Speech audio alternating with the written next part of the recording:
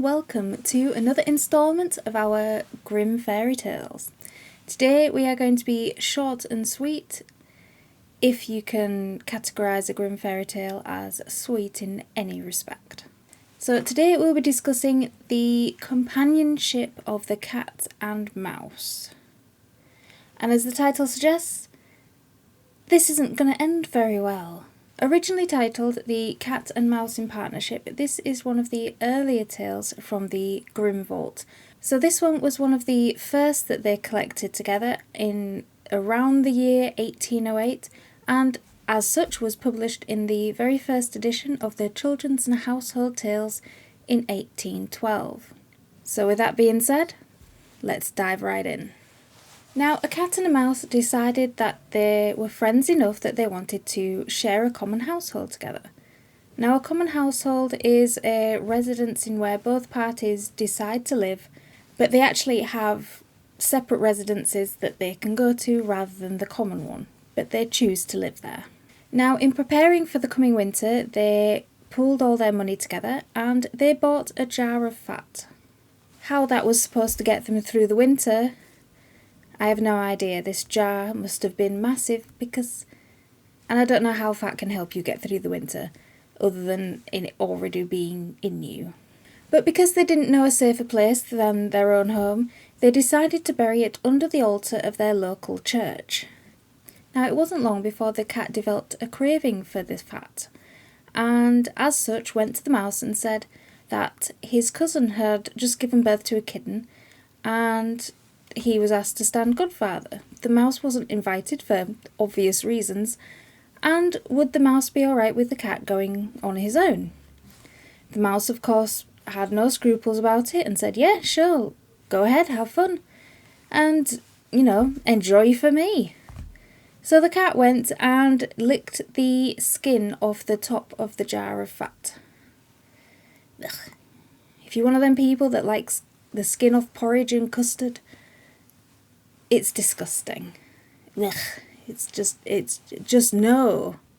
And the cat savoured the delight of having what it was not supposed to have, which is cats in a nutshell, to be honest. And it was made all the better for knowing that it would never get caught, because the cat knew that the mouse would never, ever go and do what the cat was doing. Stealing and being duplicitous. But the cat hung around the city until dark, when he finally went home in order not to create suspicion. When the cat got home, the mouse asked, what name did they give the kitten? And the cat replied, oh, they called it Skin Off. Not very subtle, is he? Now, it wasn't long before the cat had another craving for the fat, and again went to the mouse and said, my cousin's had another kitten, and I have to stand as godfather. You won't mind while I go out and perform my familial duty. There's a lot of gaslighting in this. The mouse, of course, said, no, go ahead, have fun. And the cat went out the door and went straight to the church, straight to the altar, and throughout the afternoon and the evening, ate half of the jar of fat, putting the other half back and saying, we've still got enough to see us through the whole winter. The mouse is so small that she won't even miss it. Now, when the cat returned home, the mouse again asked, what name did they give the little kitten? And this time the cat straight up answered, they called it Half Gone.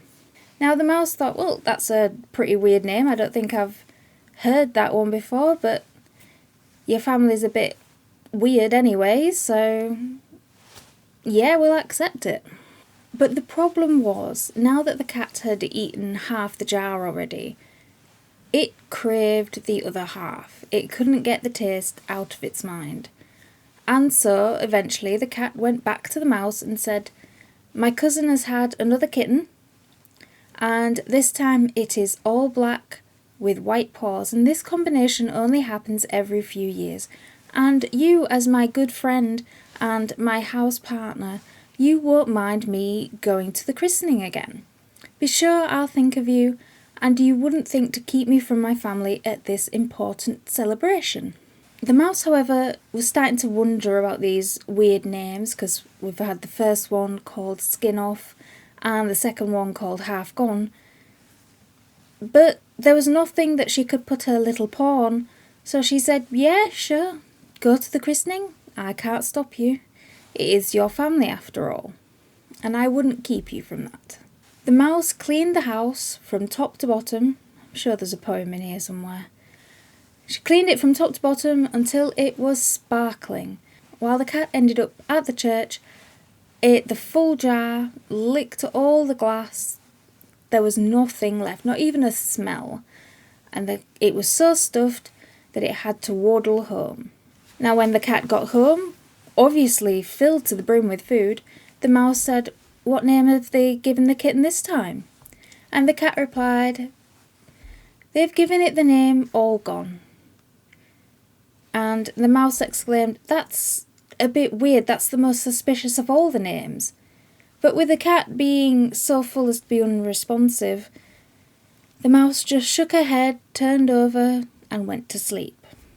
Now the cat wasn't called to be godfather anymore after that, and soon winter came and there was absolutely no food to be found anywhere. So the mouse went to the cat and said that they had to make the ultimate decision to go to the church and dig up the jar of fat because they had nothing left. So they both went to the church, and lo and behold, the jar was there but completely empty. Licked clean, you might say. Now the mouse exclaimed that she knew now what had happened. Every time the cat had stood as godfather, and with the kitten ears being so suspicious, with Skin Off, Half Gone, and at that, in the middle of her tirade, the cat yelled at her to shut up or he would eat her too. But the words "all gone" were already coming out of her mouth as he said this, and so the cat pounced on the mouse, ripped her to pieces, the blood and innards spattered the church tiles, and he ate her. And so the cat was right. He wouldn't go hungry that winter. I told you it was going to be short and sweet. Sweet with a pinch of salt. But that is where we finish for today. So, as always, please like this video, comment, subscribe, and tell me what fairy tale would you like me to dive into. And as always, keep reading. And don't eat jars of fat in church.